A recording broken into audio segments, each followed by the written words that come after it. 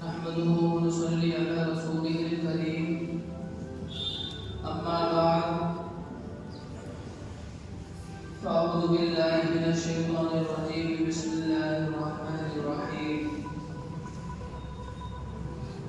يا أيها الذين آمنوا كلوا من طيبات ما رزقناكم واشكروا لله إن كنتم إياه تعبدون. وقال النبي صلى الله عليه وسلم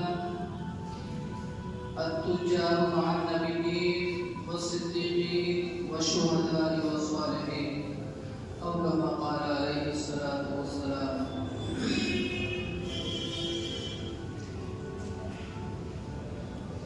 میرے عزیز بھائیوں،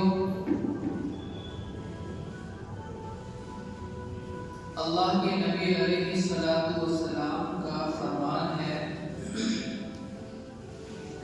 کہ اگر کوئی بندہ اس دنیا کے اندر رہتے ہوئے سچائی اور ایمانداری کے ساتھ اگر تجارت کرے گا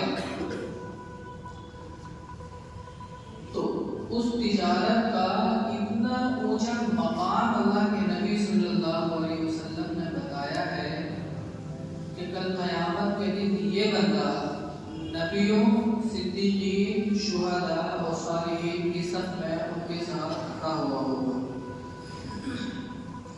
تو تجارت کرنا، بزنس کرنا یہ بہت اونچے درجے کا عمل ہے، لیکن اس کی کچھ شرطیں ہیں. جو اصول اور جو طریقہ اللہ کے نبی صلی اللہ علیہ وسلم نے تجارت کا بتایا ہے، اگر اس طریقے سے ہم کاروبار کرتے ہیں، بزنس کرتے ہیں، تب یہ فضیلت ہم کو حاصل ہوگی.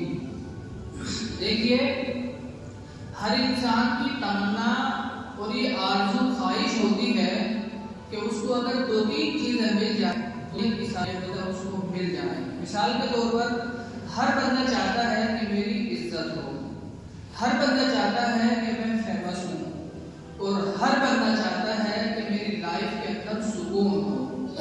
یہ دو تین چیزیں ایسی ہیں کہ اگر کسی بندے کو یہ چیزیں مل گئیں تو آپ یقین مانیے دنیا کی تمام نعمتیں اللہ رب العزت والجلال نے اس کو عطا فرما دی. آج ہماری سوسائٹی میں اور ہمارے معاشرے کے اندر جو سب سے زیادہ کمی آئی ہے اخلاقی اعتبار سے، معاملات کے اعتبار سے، تجارت کے اعتبار سے، اس کا سب سے بڑا ریزن یہ ہے کہ جو مقصد اللہ رب العزت والجلال نے ہمیں دیا تھا اس مقصد کو بھول کر کے ہم زندگی گزار رہے ہیں. دیکھیے، مقصد اگر ہمارے سامنے ہوگا تو ہماری تجارت بھی ہماری عبادت ہے، اور ہمارا لوگوں کے ساتھ اٹھنا بیٹھنا، ہمارا لوگوں کے ساتھ معاملات کرنا، یہ سارا کا سارا عبادت کے اندر شمار ہوگا اگر ہماری نیت اچھی ہے. ہر عمل کے اندر اگر ہماری نیت اللہ رب العزت والجلال کو راضی کرنے کی ہے تو یاد رکھیے آپ کے 24 گھنٹے عبادت کے اندر شمار کیے جا رہے ہیں. نیت ہماری اللہ کی رضا نہیں ہے، چاہے نماز ہو، روزہ ہو، حج ہو یا اور دیگر عبادتیں ہوں، اگر نیت اللہ رب العزت والجلال کو راضی کرنے کی نہیں ہے تو یاد رکھیے یہ ساری محنت اور جد و جہد ہم جو کر رہے ہیں یہ ساری کی ساری بیکار ہو جائے گی. ہم اپنے آس پاس میں دیکھیں تو بہت کم اچھے تاجر یا اچھے بزنس مین آپ کو مسلمان شاید ہی گنے چنے ملیں. زیادہ تر غیر مسلم ہیں، اور اگر بڑے لیول پہ جائیں تو تقریباً سب آپ کو غیر مسلم ہی ملیں گے، چاہے یہودی ہو، عیسائی ہو یا کوئی اور ہو. مسلمان آپ کو بہت کم ملیں گے، اور خاص کر کے جس سوسائٹی میں یا جس جگہ ہم رہ رہے ہیں چاہیے تو یہ تھا کہ ایمانداری اور سچائی کے ساتھ تاکہ ایک اچھا میسج دوسروں کے سامنے بھی جاتا۔ یاد رکھیے جو اصول اور ضابطہ چاہے بزنس کا ہو یا لائف سٹائل گزارنے کا ہو، جو قرآن و سنت نے دیا ہے کسی نے بھی نہیں دیا ہے۔ آپ بزنس کی کتنی کتابیں پڑھ لیں، سائنس کتنا ہی پڑھ لیں، لیکن اخلاقیات یہ آپ کو صرف اور صرف قرآن اور حدیث کے اندر ہی ملے۔ آج آپ دیکھیے جو بہت پیسے والے لوگ ہوتے ہیں جنہوں نے اپنے بچوں کو دینداری سے یعنی قرآن و سنت کی جو تعلیم ہے اس سے اگر دور رکھا ہے تو پوری زندگی جو بہت ہائی فائی اپنے بچوں کو ایجوکیشن دلائی، نتیجہ کیا ہوا جب یہ بچے بڑے ہوئے، اچھی جاب یا اچھا بزنس کرنے لگے، تو چونکہ ہم نے دینی تعلیم نہیں دی تھی، اس کا نتیجہ یہ ہوا کہ آج کل آپ نے سنا ہوگا اولڈ ہاؤس بہت بنے ہوئے ہیں، ایسے بچوں نے اپنے ماں باپ کو وہاں پر ڈال دیا، ان کے پاس فرصت نہیں ہے، صرف بزنس، صرف دنیا ان کے سامنے ہے۔ جبکہ ہمارے رب نے اور ہمارے پیارے حبیب صلی اللہ علیہ وسلم نے جو ہمیں تعلیم دی ہے وہ یہ کہ آپ دنیا کو بھی ساتھ میں لے کے چلو اور آخرت کو بھی ساتھ میں لے کے چلو۔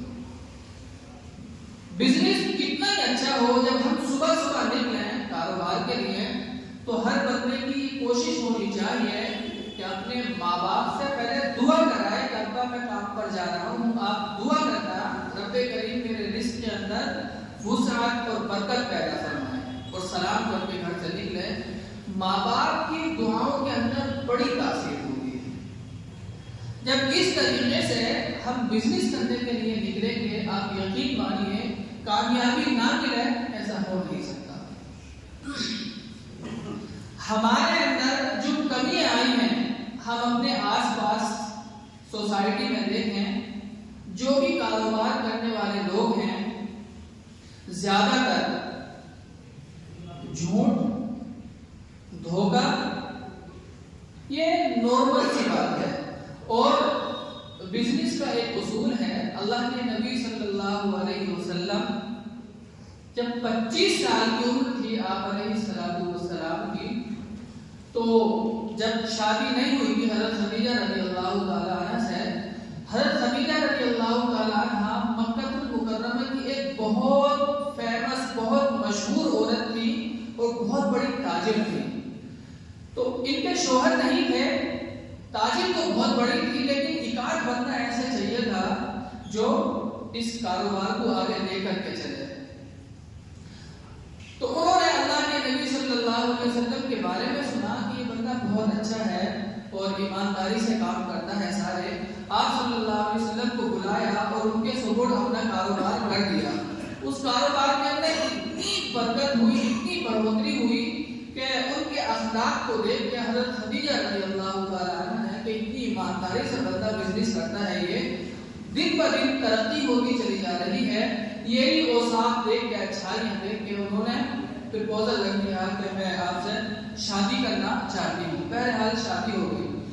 آپ دیکھیے اللہ کے نبی صلی اللہ علیہ وسلم کے جو صحابہ کرام ہیں اس دور میں جاب کا نام ہی نہیں تھا، صرف تجارت تھی، صرف تجارت، بزنس، اور یہ مسلمانوں کے لیے سب سے بڑا ہتھیار تھا۔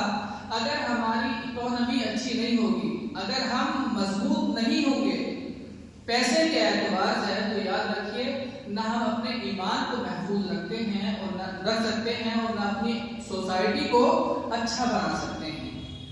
اگر بزنس ہمارا اچھا ہوگا، ہم پیسے کے اعتبار سے مضبوط ہوں گے، تو بہت سارے کام ہم بڑی آسانی سے کر سکتے ہیں۔ میں آپ کو واقعہ سناتا ہوں۔ حضرت عبد الرحمن بن عوف رضی اللہ تعالیٰ عنہ یہ عشرہ مبشرہ میں سے ہے، یعنی ان صحابہ کرام میں سے ہیں جو سب سے پہلے ایمان لے کر کے آئے تھے، اور اللہ کے نبی صلی اللہ علیہ وسلم نے ان کو جنت ہی کے دنیا ہی کے اندر جنت کی بشارت دے دی تھی۔ یہ ان میں سے ایک ہے۔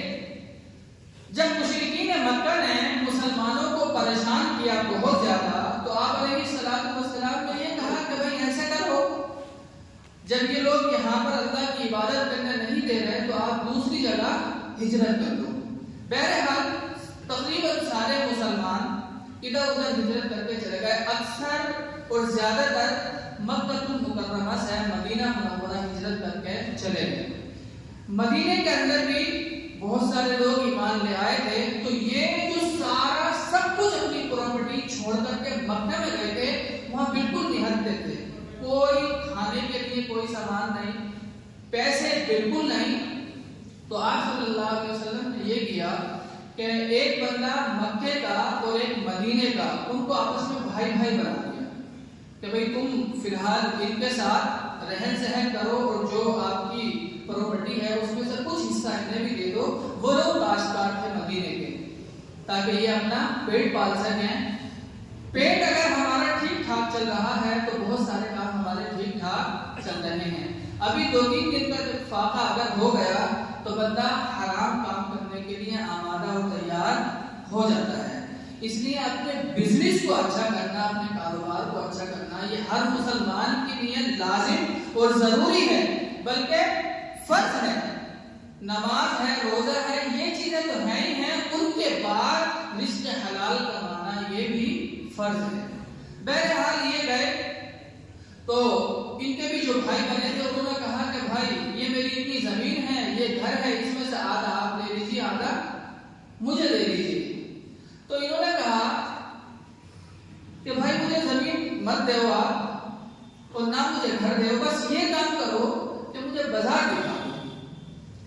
تو وہ جو صحابی تھے ان کو بازار لے کر گئے، کچھ پیسے ادھار دیے اور اللہ کا نام لے گئے۔ جب کاروبار شروع کیا تو آپ یقین جانیے اس دور کا ٹاٹا برلا یا مکیش امبانی کے پاس اتنا پیسہ نہیں تھا جس وقت ان کا انتقال ہوا ہے اور اس دنیا سے پردہ فرما کر کے وہ گئے ہیں۔ حضرت عبدالرحمن بن عوف رضی اللہ تعالیٰ عنہ اتنی معیشت چھوڑ کے گئے تھے، اتنا پیسہ چھوڑ کر کے گئے تھے۔ تو 3-4 ٹپس ہیں جو انہوں نے اپنے پورے کاروبار کا جو نچوڑ بتایا کہ اتنی ترقی اللہ نے مجھے دی ہے، تو بندے کا کام محنت کرنا ہے، کوشش کرنا ہے، رزق دینا دیکھیے یہ اللہ ہی کا کام ہے۔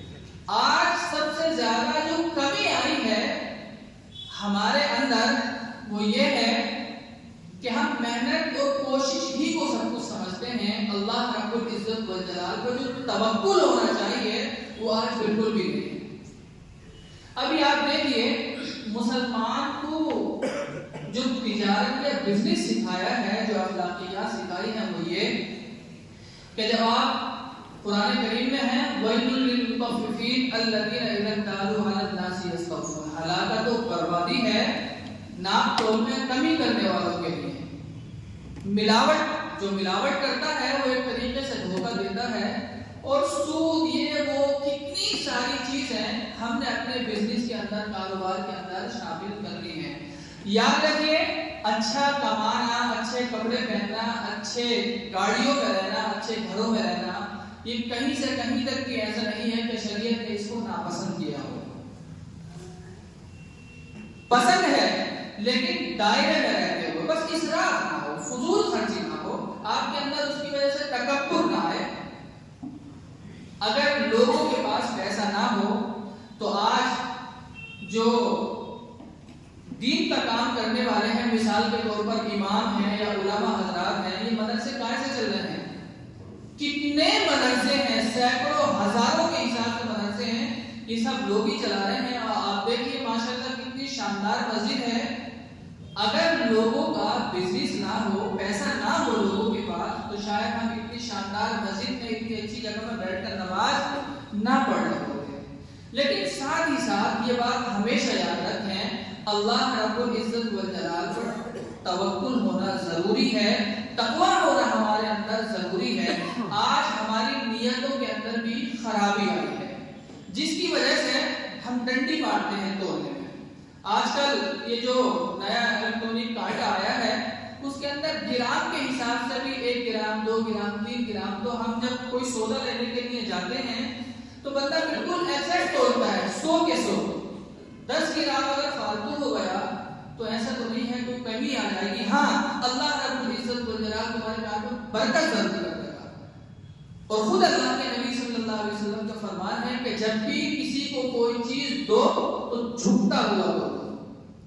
آپ دیکھ لیے ہم جاتے ہیں کوئی سامان لینے کے لیے تو زیادہ تر ملاوٹ کرتے ہیں لوگ اس میں، جبکہ اللہ کے نبی صلی اللہ علیہ وسلم کا فرمان ہے من غش فلیس منا، جس نے دھوکہ دیا وہ ہم میں سے نہیں ہے. ہم میں سے نہیں کا مطلب کیا ہے؟ آپ سمجھو وہ مسلمان ہی نہیں ہے، وہ ایمان والا بندہ نہیں ہے. دھوکہ دینا، کم توڑنا، یہ تو غیروں کی تہذیب ہے. ایک عجیب بات یہ ہے کہ آپ دنیا میں جو ٹاپ کے بزنس مین ہیں، آپ انہیں پڑھیں یا ریسرچ کریں تو آپ کو معلوم ہوگا کہ وہ سارے کے سارے قرآن و حدیث کو فالو کر رہے ہیں، ہمارے صحابہ کو فالو کر رہے ہیں، اس لیے اس درجے پر پہنچے ہیں. اور سود میں، خرابیوں میں تمام مسلمانوں کو انہوں نے گھیر کے رکھ دیا ہے. آپ دیکھیے بہت ساری دکانوں پہ جب ہم جاتے ہیں تو سامنے لکھا ہوا ہوتا ہے کہ یہاں سے گیا ہوا مال واپس نہیں ہے. یہ شریعت کی تعلیم ہی نہیں ہے. آپ نے کسی کو چونا لگا دیا اور وہ بیچارہ واپس لے کر کے آیا تو آپ نے منع کر دیا کہ صاحب ہم نے تو پہلے ہی لکھا ہوا. یہ تو ایک طریقے سے دھوکہ ہو گیا، آپ نے اس کو چھینپ دیا.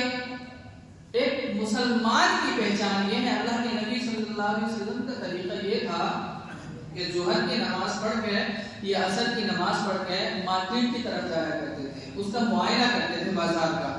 تو ایک مرتبہ جب گئے تو اس سے کچھ ہی پہلے بارش ہوئی تھی. آپ صلی اللہ علیہ وسلم نے دیکھا ایک ڈھیر ہے غلے کا، تو کچھ نہ کچھ شک ہوا یا کچھ محسوس ہوا. آپ صلی اللہ علیہ وسلم نے جب ہاتھ ڈالا اس میں تو اندر سے گیلا ہے اور اوپر سوکھا ہوا ہے، یعنی ملاوٹ تو کچھ نہ کچھ ہو ہی گئی. تو آپ صلی اللہ علیہ وسلم نے ارشاد فرمایا من غش فلیس منا، جو دھوکہ دے وہ مسلمان نہیں ہے.